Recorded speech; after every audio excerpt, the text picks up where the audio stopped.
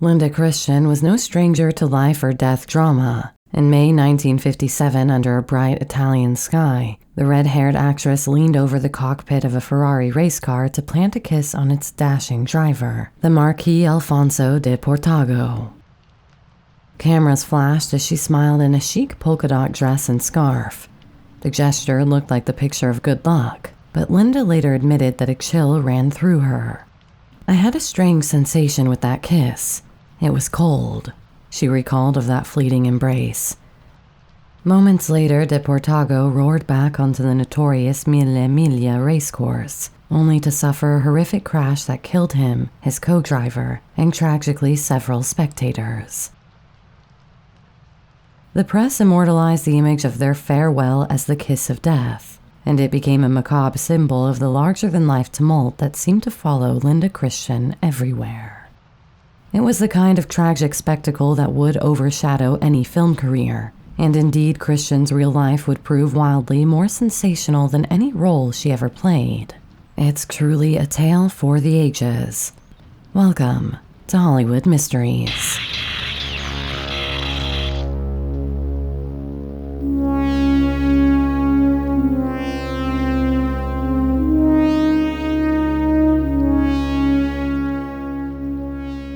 Born as Blanca Rosa Welter in the oil boomtown of Tampico, Mexico in 1923, Linda Christian grew up amid cosmopolitan privilege and peril. Her father was a Dutch petroleum engineer for Royal Dutch Shell, and her mother was Mexican with Spanish, German, and French ancestry. Her father's career took Christian across continents, from South America to Europe, the Middle East, and Africa, before she was out of her teens. By her own account, the constant travel left her fluent in 6 languages. "I'm sexolingual," she quipped, with a cheeky pun befitting a woman whose sex appeal transcended any one tongue. Initially, Linda had dreams not of stardom, but of science. She wanted to become a doctor, but history intervened. In 1941, while she was studying in Palestine, the rumblings of both global war and growing regional conflict forced her to flee back to Mexico. Shortly after returning home, a chance encounter set her on a very different path, one that would lead to Hollywood and infamy. It all happened in Acapulco, where Hollywood swashbuckling idol Errol Flynn was on location. The 19-year-old Linda crossed paths with the Robin Hood star in 1942 and caught his roving eye. Flynn was taken with the already heart-stopping beauty of the young woman and saw star potential in her. He also soon took her as a lover, despite being some 15 years her senior and one of her screen idols, and set about remaking her image quite literally. It was Flynn who suggested she adopt a stage name more glamorous than Blanca Welter. He named her Linda Christian, borrowing the surname from Fletcher Christian, the famous historical mutineer he had portrayed on film. With Flynn's encouragement, Linda agreed to try her luck in Hollywood. The star even gallantly offered to pay for the beautiful ingenue to fix her crooked teeth. Linda took him up on it, and then some. As Flynn later recounted with a mix of amusement and irritation, the novice actress used the opportunity to get extensive dental work done on his dime. When they met again years later, Flynn couldn't resist a jab at her artful opportunism. "Smile, baby. I want to see those choppers," he told her. "They took their first bite out of me." It was an amusing anecdote among hundreds Flynn had gathered, but it was also telling early glimpse of Linda Christian's volatile mix of charm, savvy, and ruthless self-interest. Traits that would define her career, such as it was, at the edge of the spotlight. Once in Los Angeles, the newly christened Linda Christian found that Hollywood was as much about timing and publicity as talent. In 1943, attending a fashion show in Beverly Hills, she caught the attention of an MGM talent scout who offered her a 7-year contract. Studio boss Louis B. Mayer himself soon had the exotic Mexican beauty under his wing. Linda's first appearances were bit parts that traded on her looks. She debuted as one of Samuel Goldwyn's chorus of Golden Girls in the musical comedy Up in Arms in 1944, starring Danny Kaye. More uncredited roles followed, a cigarette girl in Club Havana, and a sultry Latina in the Technicolor musical Holiday in Mexico. MGM even deployed her internationalist aura by casting her as a Maori handmaiden in Green Dolphin Street opposite Lana Turner. These were fleeting parts, little more than decorative cameos, but Linda's presence did get noticed. With her voluptuous figure, almond eyes, and a knack for self-promotion, she began to generate press. By the late 1940s, Life magazine would famously nickname her the Anatomic Bomb, a twist on the newly arrived atomic age that hailed Linda's explosive sexuality. It was an early clue that her celebrity would derive as much from her image as from any on-screen accomplishments. Linda's first substantial film role finally arrived in 1948, fittingly back on her home turf in Mexico. She was cast as Mara, a beautiful island girl in Tarzan and the Mermaids, the 12th and last of the Johnny Weissmuller Tarzan adventures. The part called for Linda to swim oceanside in a skimpy two-piece costume, playing a pearl diver in peril.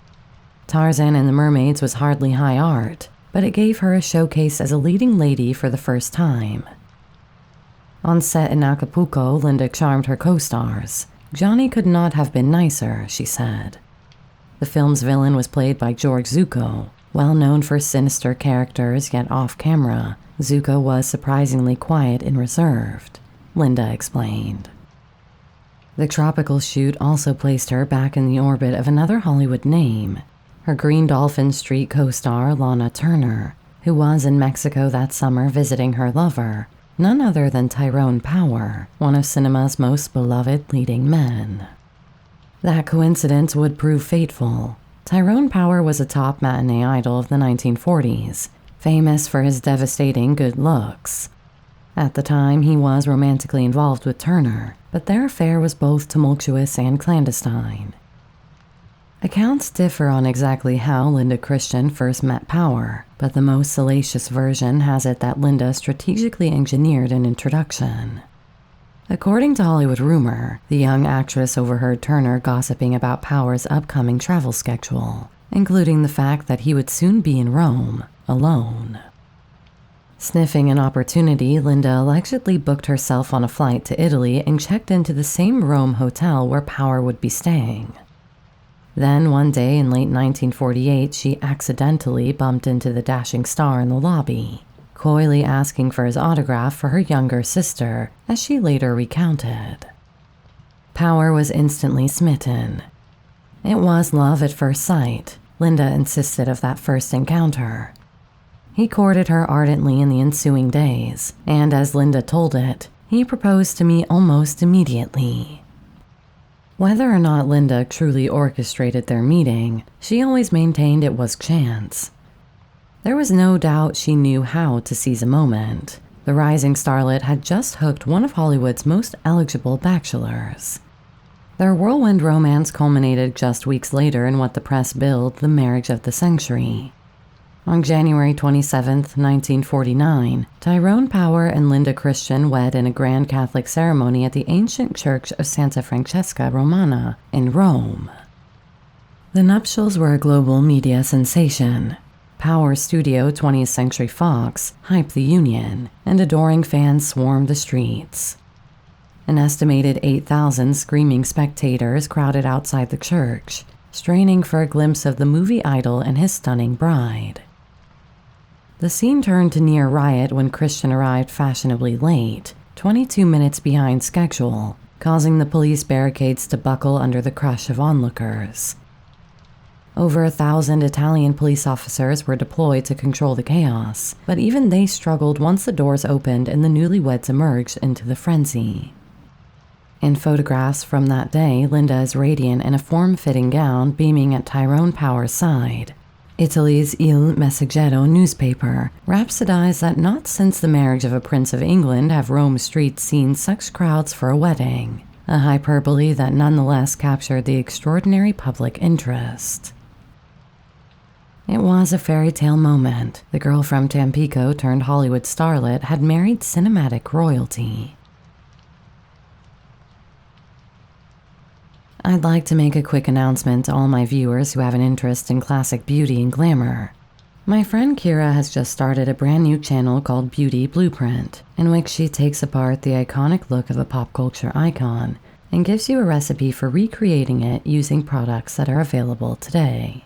It's a fantastic formula, and you get a little history related to each individual in the video too. She's covered Debbie Harry, Patrice Dahl as Betty in Betty Blue, and Laura Dern as Lula in David Lynch's Wild at Heart, among others. So I'll put a link on screen now, and if that sounds like your cup of tea, then why not subscribe and help her get the channel off the ground? I'm planning a kind of collaboration video in the future with her as a special bonus episode, so be sure to look out for that. But now let's get back to our beautiful but dangerous femme fatale, Linda Christian. Behind the glittering spectacle of their marriage, however, reality set in quickly for Linda. If she had hoped that being Mrs. Tyrone Power would catapult her to A-list stardom, she was soon disabused. The marriage did little for my career, she later admitted bluntly. Almost immediately, Linda's professional ambitions took a back seat to domestic life, not entirely by choice. I was pregnant almost the whole time of our marriage, she said, describing what was a tumultuous period of pregnancies and heartbreak. In the span of a few years, Linda endured a string of miscarriages. I lost 2 boys and a girl, she revealed, before finally delivering 2 healthy children. The couple's first daughter, Romina, was born in 1951, and a second daughter, Taryn, followed in 1953. Power, who adored children, was overjoyed to be a father, but the trials of childbirth and loss took a toll on their marriage. Linda later confessed that she began to feel Tyrone's fame had eclipsed her own aspirations, and that motherhood had sidetracked her from the career she hoped to build. At the same time, she grew resentful of her husband for another reason. Power, perhaps protective of his status, seemed unwilling to help secure projects they could work on together. She began to realize that her husband didn't really believe in her as an actress. Indeed, Hollywood presented several opportunities for the charismatic couple to co-star, and each one slipped away. In 1952, Universal Pictures was casting Mississippi Gambler, a swashbuckling period piece, and Tyrone Power wanted Linda as his leading lady. But the studio insisted on using their contract actress Piper Laurie instead. Power acquiesced to the studio's decision, even though Linda felt Piper Laurie was ill-suited to him. She is a very good actress, but there was no chemistry between her and Tyrone, Linda remarked years later, adding with a touch of bitterness, "It could have been a better picture with both of us." A far bigger project they turned down was From Here to Eternity. In 1953, Power and Christian were offered the roles that ultimately went to Montgomery Clift and Donna Reed in that landmark World War II drama. Tyrone, however, disliked the material, or perhaps the risk it posed to star opposite Linda, and flatly rejected it. Linda would say that her husband's cautious approach to his career, and by extension hers, caused a lot of frustration. She longed for a chance to prove herself on screen alongside him.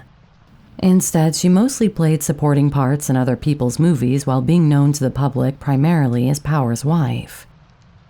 By this point, the phrase "famous for being famous" could have been invented for Linda Christian.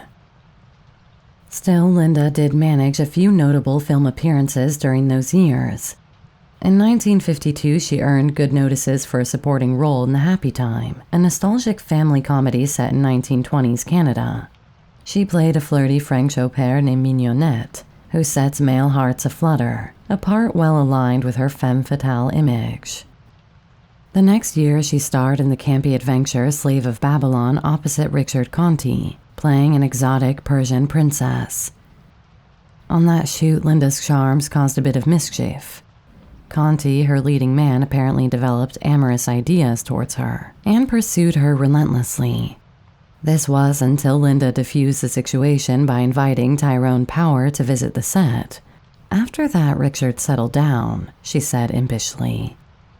It was a typical Linda move, mixing seduction and cunning, and it would not be the last time her romantic entanglements made headlines. In 1954, Linda achieved a minor footnote in pop culture history. She became the very first Bond girl. Long before the James Bond film franchise existed, CBS produced a 1-hour television adaptation of Ian Fleming's Casino Royale for the anthology series Climax. Barry Nelson starred as an Americanized Jimmy Bond, and Linda Christian was cast as his paramour, a slim brunette double agent named Valerie Mathis, a character analogous to Vesper Lynd. The live broadcast, which co-starred Peter Lorre as the villain Le Chiffre, aired in October 1954. Lorre's role was hilariously ridiculous at times, and you can hear all about how his genius instincts managed to save the production, just about at least, in my video about him linked on screen now. The role did little to boost her film career, but it reinforced Linda's enduring knack for being at the tantalizing edge of fame. Meanwhile, all was not well behind the facade of Tyrone Power and Linda Christian's storybook life. The glossy fan magazines still published photos of the gorgeous couple cradling their daughters and projecting domestic bliss, but gossip columns hinted that both husband and wife had begun to stray. On Power's side, there were rumors linking him to various European beauties and starlets during his frequent travels. Linda, for her part, had grown close, perhaps too close, to a handsome British actor named Edmund Purdom, whom she met on the set of MGM's 1954 musical, Athena. In that light-hearted film about a family of health fanatics, Christian played Purdom's snooty fiancé. Off-screen, the two found a strong rapport. They had more than a little in common. Purdom's wife, Anita, had attended the same Swiss finishing school as Linda years earlier, and the Purdoms and Powers began socializing as couples. They even vacationed together, forming what looked like a cozy foursome of showbiz friends, but under the surface, they all got a little too close. Linda and Edmund slipped into a clandestine affair. The double-date holidays were a glamorous smokescreen. In reality, the marriages on both sides were crumbling amid mutual infidelities. By 1955, Hollywood insiders were scenting scandal, and the strain on Power and Christian's union was palpable. In public, Linda tried to keep up appearances, but she later admitted that jealousy and frustration had poisoned their relationship. For the proud Power, this situation was untenable. The writing was on the wall. In July 1956, Linda Christian filed for divorce from Tyrone Power on grounds of mental cruelty. Thus ended one of Hollywood's most high-profile marriages. She was 32, he was 42. The official paperwork masked the messy truth. Both had been unfaithful, and both were likely relieved as well as heartsore to put an end to the charade. Still, when their divorce was finalized in late 1956, it marked the close of a dazzling chapter in Linda's life. The end of her marriage to Power might have been a final act for a more conventional starlet, but Linda Christian was not about to slip into polite obscurity. On the contrary, she was poised to reinvent herself as a globe-trotting real-life femme fatale in her own right, one whose exploits would soon dominate the gossip pages. The fairy tale was over. But in many ways, Linda Christian's wildest adventures were only just beginning. Newly single and still in her early 30s, Linda embraced the role of international jet-set adventuress with gusto. She had no shortage of wealthy suitors eager to squire her around the world. Interestingly, she did not immediately run into the arms of Edmund Purdom, the man for whom she risked her marriage. Purdom did divorce his wives in hopes of marrying Linda, but Christian abruptly cooled on him. Perhaps the thrill had been in the illicit chase, or perhaps she calculated that she could do better than a struggling British actor. In any event, she refused Purdom's pleas to wed and instead went looking for excitement elsewhere. The next few years would see her linked with a carousel of prominent men, including a playboy jeweler, a racing driver, a millionaire industrialist, and even a bullfighter. Linda herself half-joked that she had a sixth sense for publicity and could parlay even a, quote, small talent for acting into an international reputation as a femme fatale. There was some truth to that. With her hourglass figure and cosmopolitan flair, Linda had become the prototype of a certain kind of postmodern celebrity whose love life vastly outshone her filmography. Her first post-divorce lover to make headlines was Robert H. Bob Schlesinger, an heir to an American banking fortune and a notorious society playboy. Schlesinger swept Christian into a whirlwind romance in 1957, lavishing her with extravagant gifts. During their courtship, he presented her with a set of expensive jewels reportedly worth over $100,000, an eye-popping gesture even by jet-set standards. Unfortunately, Schlesinger's finances were not as liquid as he let on. The indulgent gifts were purchased with a bad check, and when the fraud came to light, the jewelers demanded the pieces back. In the legal tussle that ensued, Linda demonstrated that she had learned a thing or two from Hollywood lawyers. Summoned to testify in a Los Angeles courtroom about the unpaid baubles, she remained unflappable. Yes, the check had bounced, but no, she told the judge she had absolutely no intention of returning the jewelry. The courtroom audibly gasped at her brazenness. Linda's stance was simple. The jewels were gifts, and she would keep them. Thank you very much. After all, it wasn't one of her checks that had bounced. The episode scandalized polite society and inevitably ended her affair with Schlesinger, but it cemented Linda's image as a woman who played by her own rules. The Los Angeles papers had a field day painting her as a cunning adventuress in the style of a 30s film noir. Far from damaging her allure, the Schlesinger affair only made her more talked about, and in some quarters, admired. Yet it was Linda's next lover who would bring her both the greatest passion and the most devastating heartbreak of her life. In early 1957, shortly after disentangling from Schlesinger, Linda traveled the impossibly glamorous European Grand Prix circuit and fell madly in love with one of the top drivers, Alfonso Antonio Vigente Eduardo Angel Blas Francisco de Borja Cabeza de Vaca y Leighton, 11th Marquess of Portago, or as he was mercifully known to most people, Alfonso de Portago. The handsome daredevil London-born Spaniard was a top Formula One race car driver, and also a bona fide aristocrat as the Marquess of Portago. At the time, Formula One was a magnet for the wealthy elite, in particular of rich young men who enjoyed dicing with death in the most dangerous of sports. Alfonso had made his fearless reputation at age 17 when he won a 500-pound bet that he couldn't fly an airplane under London's Tower Bridge, an insanely dangerous stunt. By 28, Alfonso had cut a swath through high society nearly as wide as Linda's. He was married to an American socialite, Carol McDaniel, who had just given birth to their second child. He also had an ongoing liaison with fashion model Dorian Lee, who'd borne him an illegitimate son. None of this dissuaded Linda Christian. She and Fawn, as his intimates called him, embarked on a brazen affair that spring, appearing together publicly with a devil-may-care attitude.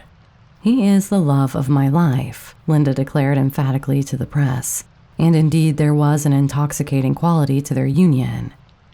Both were beautiful, reckless, and drawn to danger like moths to flame.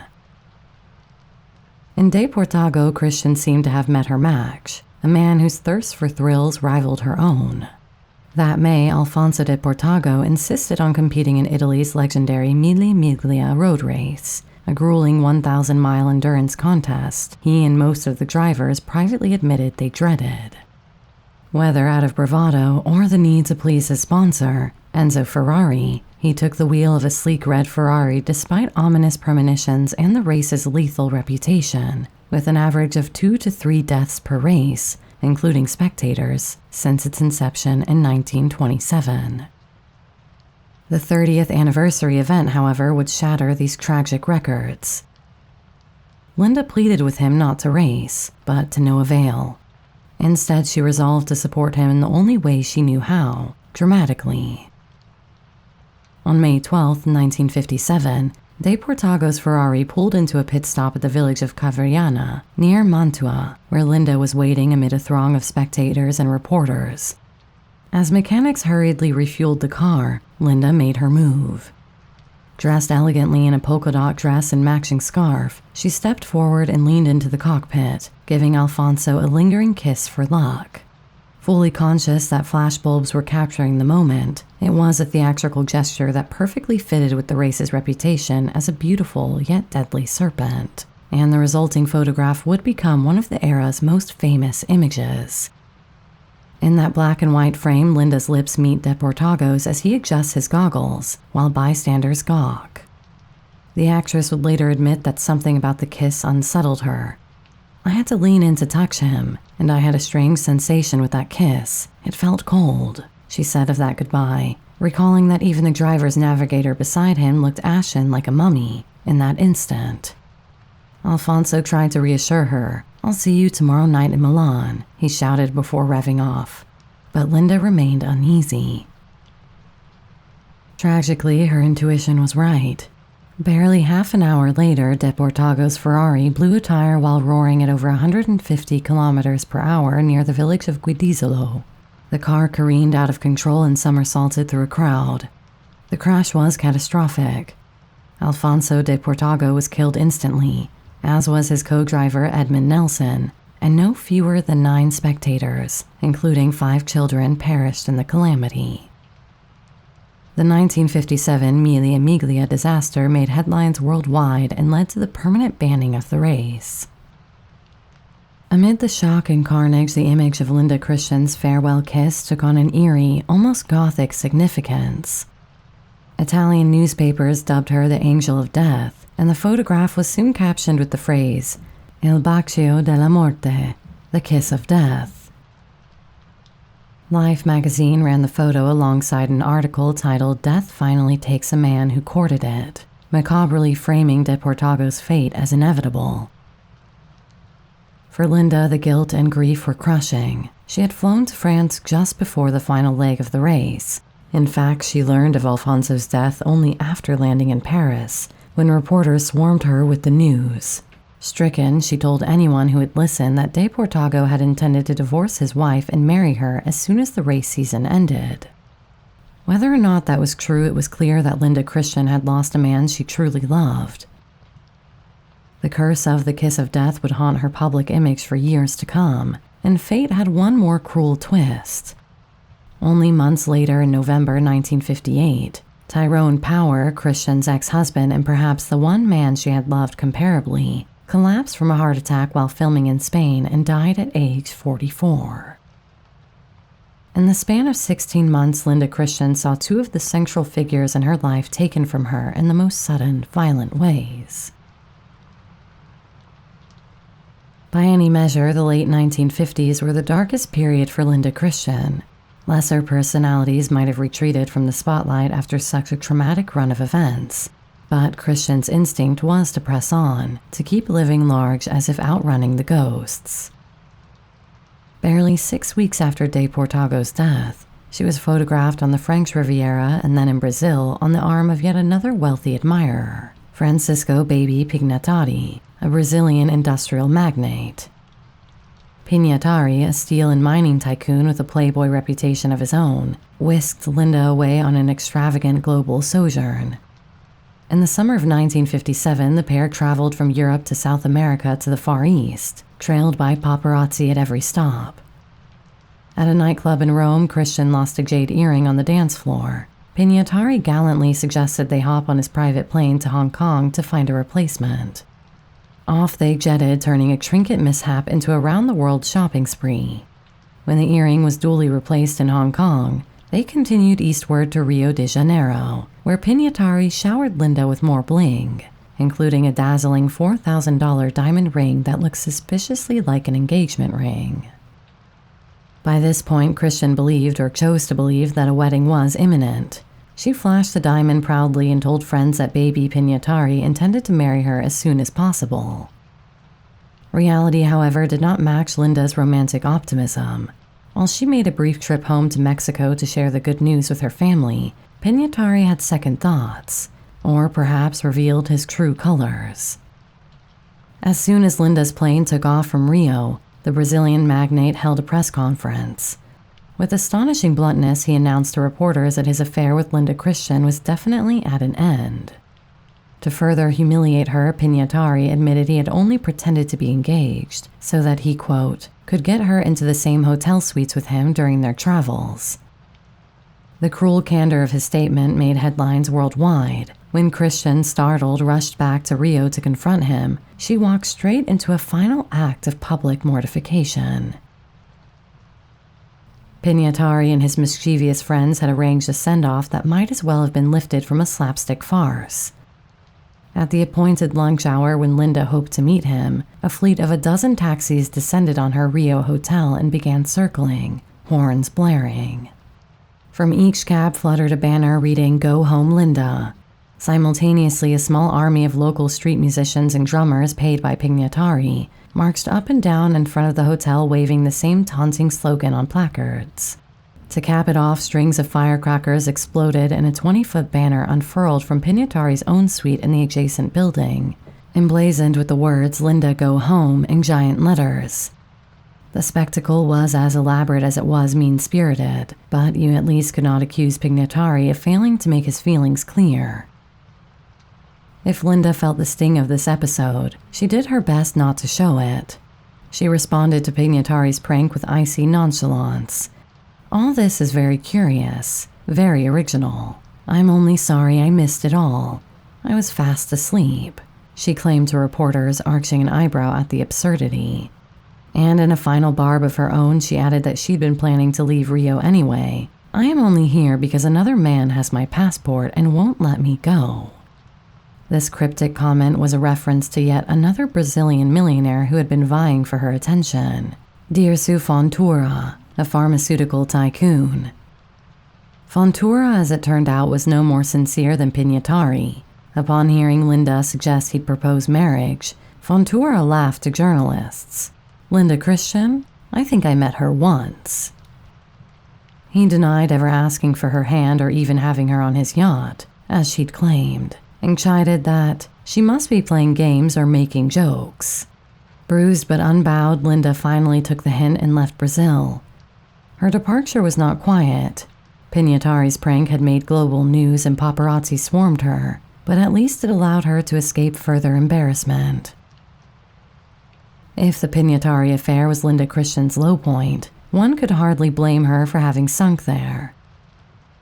In the span of a year, she had survived a lover's gruesome death and another shocking loss of her ex-husband. Yet, true to form, she refused to play the victim for long. Instead, she looked back toward an old flame who still carried a torch for her. By 1958, Edmund Purdom, the co-star whose affair had helped wreck her marriage, was single. The dashing Englishman who had been following Linda around the continent like a puppy dog for years, remaining infatuated even as she cavorted with millionaires. Perhaps out of loneliness or a desire to reclaim some dignity, Linda made a startling decision. She agreed at last to marry Purdom. In January 1962, the two were wed in a quick civil ceremony in Italy. Friends of the couple hoped this was Linda's chance for a stable, happy union. Alas, it proved anything but. It wasn't much of a marriage, Linda admitted later with a shrug. In fact, by her account, their time together didn't even last 24 hours. The long-delayed honeymoon was over almost before it began. Purdom, it seems, was bitter that Linda had made him wait so many years, and whatever spark once existed between them had long since fizzled. Within months, the newlyweds separated, and by 1963, their marriage was formally annulled. Linda emerged from the fiasco characteristically unapologetic. Purdom eventually apologized to her for how things went awry, and she forgave him, she said. But one senses she never shed a tear over this particular failed marriage. It was almost as if she had married him out of curiosity, a safe bet to see if domestic life might suit her the second time around, only to realize she preferred her freedom. Having exhausted the high society circuit and a second marriage, Linda in her 40s began to find a very different kind of contentment, one that took her back to her roots in the world of film and art. In 1962, she published her memoirs, titled simply Linda, My Own Story, an effort to reclaim authorship of the wild narrative that had been her life. Fittingly, for the book's dust jacket, she chose a portrait of herself painted by the great Mexican muralist Diego Rivera, the same painting that had been commissioned years earlier at the height of her marriage to power. A collector once offered her $2 million for that canvas, but Linda kept it, a proud memento of the days when artists and photographers clamored to capture her allure. Around this time, she also rekindled her connection to the movie business, not in Hollywood, but in Europe. Filmmakers in Italy, Britain, and Germany found that the name Linda Christian still carried a certain cachet, and they cast her in a string of European genre pictures. She co-starred in Thunderstorm, a 1956 British drama produced by actress Binny Barnes, playing a seductive outsider whose presence in a Spanish fishing village wreaks havoc. In The House of the Seven Hawks, a noirish thriller directed by Richard Thorpe, she played another femme fatale opposite Robert Taylor. Linda would later say Taylor was her favorite leading man of all, so natural, he never seemed to be acting. She even ventured into low-budget horror. In The Devil's Hand, filmed in 1959, released in 1962, she starred as a sultry voodoo high priestess, sharing the screen with her real-life younger sister, Ariadne Welter. And in 1963, Christian had a small role in the all-star MGM melodrama The VIPs, playing a gold-digging girlfriend to Rod Taylor's character, though she complained afterward that the film's star, Elizabeth Taylor, had wielded her influence to cut many of Linda's scenes from the final print. One of Linda's more intriguing late career turns came courtesy of acclaimed Italian director Francesco Rosi. In 1965, Rosi cast her as herself, an American socialite in Spain, in The Moment of Truth, a semi-documentary film about bullfighting.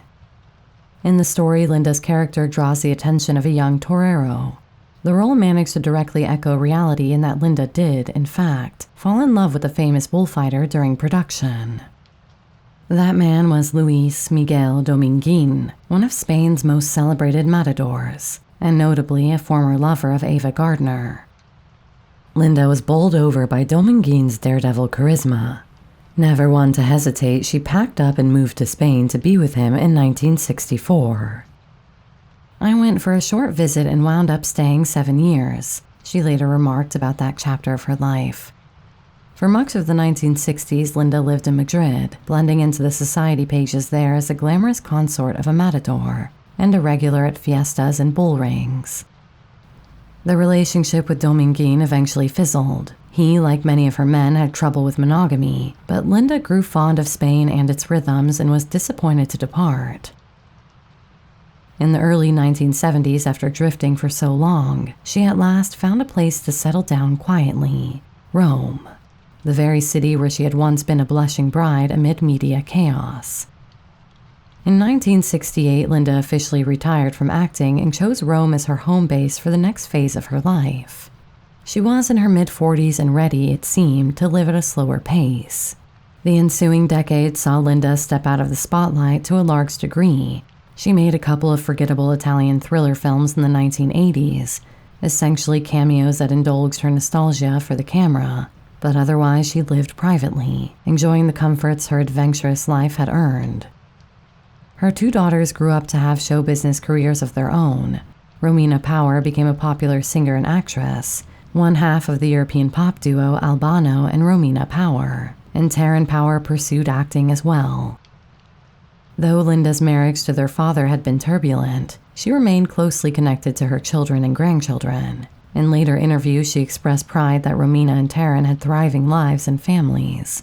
And while Linda had no more high-profile romances after the Dominguín era, she never married again, preferring her independence. She spent her golden years shuttling between Europe and California, often staying in Palm Springs where her daughter Romina resided. By the 2000s, the legend of Linda Christian had receded into Hollywood history, but it had not been forgotten. In 2001, the city of Palm Springs honored her with a Golden Palm Star on its Walk of Stars, recognizing her part in the area's storied connection to the movie colony. Aging gracefully, Linda occasionally gave interviews or appeared in documentaries, recounting tales of Errol Flynn, Tyrone Power, and the infamous Kiss of Death photograph, with the detached amusement of someone recalling another lifetime. In truth, even if her talent was questionable, few could rival her trove of experiences. She had been at the center of one of Hollywood's biggest post-war marriages, romanced some of the world's richest men, and unwittingly played a starring role in a tragedy that made international news. If her acting career never quite lived up to the early promise, Linda Christian seemed to have no regrets.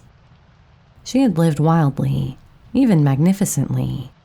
As she once said in an interview reflecting on her reputation, "I have loved deeply, and if that makes me a femme fatale, so be it." Linda Christian died on July 22, 2011 in Palm Desert, California, after a final battle with colon cancer. She was 87 years old. Her daughter Romina was by her side, and in announcing her mother's passing, Romina noted that Linda had remained glamorous to the end. With Linda's death, a certain era of Hollywood lore flickered out. One of diamonds, Monte Carlo, playboys, silver screens, race car drivers, and femme fatales. That's about all for this week. I know some of you will say that Linda's career hardly deserves to be looked into alongside some of the hugely talented stars I've covered, but there's something about her story I find irresistible. So I hope you enjoyed it. If you did, please consider giving a like or subscribing if you haven't, and sharing the video with a friend or family member who might enjoy it. And be sure to check out the store for all the glamorous merch I currently have on offer over there. Until next time, sweet dreams.